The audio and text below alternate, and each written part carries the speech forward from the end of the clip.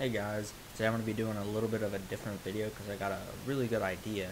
And this should have been also like every other video I've ever made in the beginning of my production of videos. And today I'm going to be talking about the 4 main things about your fitness that you need to take into account. Like the 4 things that you really need to be healthy, the main aspects of them, whether they're basically all training. 3 of them being physical, 1 of them not being physical, being more mental training. And let's talk about the first one, being it not being physical. And this one's probably not going to come to a surprise to you all, but it's dieting. Whether it be you're bulking or you're not bulking, you need to be able to train yourself to diet properly so you can either lose weight, gain weight, or you just want to eat healthier, be it, you're eating Whole Foods instead of McDonald's every day, And that one's pretty simple, so we just got that one right out of the way. And I've talked enough about diet on the channel for you to really know what I'm talking about. And these 3 other ones, one of them you already know.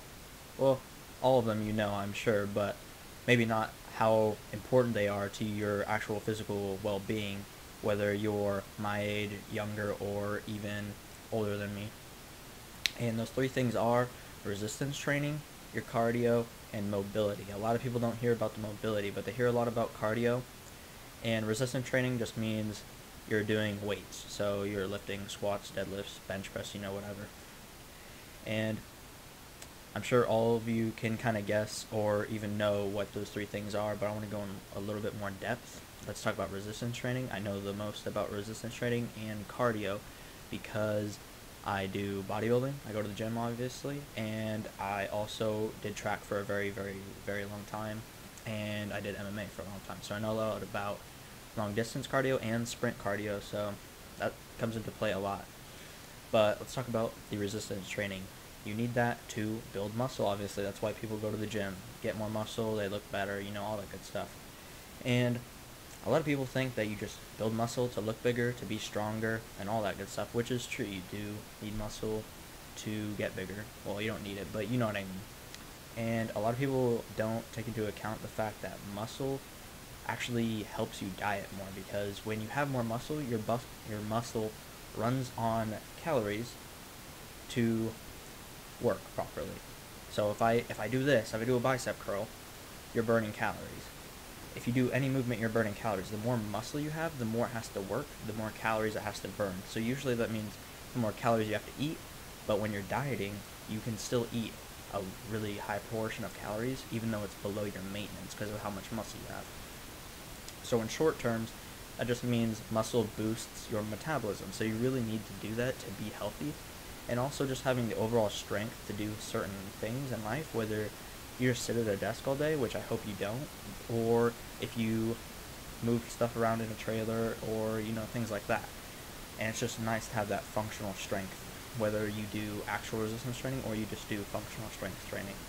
And cardio is a really big aspect. A lot of people have a lot of issues with high blood pressure, diabetes, and heart problems. They have a lot of problems, and respiratory issues, which is coming into play a lot. And that's really why I wanted to make this video, because people aren't taking into account how much these 3 things affect your life. And with the coronavirus being a thing right now, it's killing people with those problems, with diabetes, heart problems, respiratory issues is a really big one. And cardio fixes those 3 things, and having the muscle also helps a lot. Having even one of these aspects of training will greatly increase how well you perform in the gym, your sport, life, whatever. And having all 3, or 4, because diet's 1, but the 3 physical ones will dramatically increase your life in astronomical ways, whether it be your life expectancy or your happiness overall. And so back to cardio. Cardio, you're doing things that get your heart rate pumping. You need to be able to have a high heart rate. Not all the time. You want to be able to hit high rates and you not die from a heart attack, obviously. So training it to proportionally get larger and larger is really good. And also having good blood flow throughout your entire body is really important. So doing things like running, I would not recommend running to really a lot of people if they're trying to diet, but I would probably recommend biking. Biking is a good one because it saves the most amount of muscle and it also doesn't put as much stress on your ankles and your knees and your hips. So it's a very good option. Swimming is one that people don't take into account very much. To swim, you have to burn a lot of calories because you use your entire body, not just your legs. And when you're running and biking, you do use your entire body, but not to the extent of what swimmers do. And you can really do anything and then make it cardio. Like in MMA, you can punch a bag for an hour. That'd be cardio. It's actually pretty difficult to just sit and punch a bag properly for an hour straight.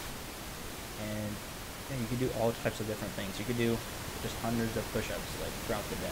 Say you do 300 push-ups in a day. You do 20 push-ups, however many times fits into the 15 times you're doing that or whatever. And that could be cardio. And I've actually seen a study.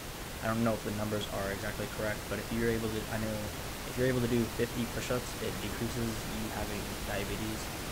I believe it was 67%, which is crazy. Just 50 push-ups a day could save your life, but it's really important to have your fitness a priority. And I've talked about your fitness being a priority, but I'm going to go more in depth on these three things. And the last one we're going to talk about is mobility.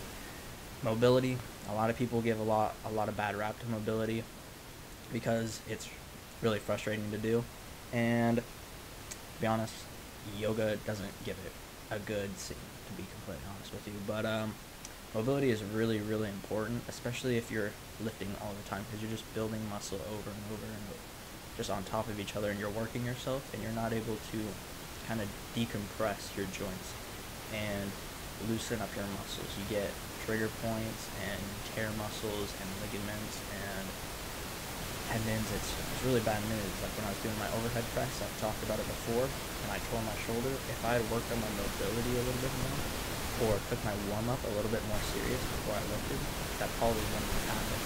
And I wish I had, but now that I know, I'm able to tell you guys how important mobility is. And I'm not saying you need to go and do yoga 3 times a week or whatever, but do a proper warm-up before you lift or you go on a run. It's really, really important. And maybe every night you do a little stretch. You just do some shoulders, you do some hip stuff, because those are the 2 main joints that get injured the most, since they have the less stability because they're ball and socket joints.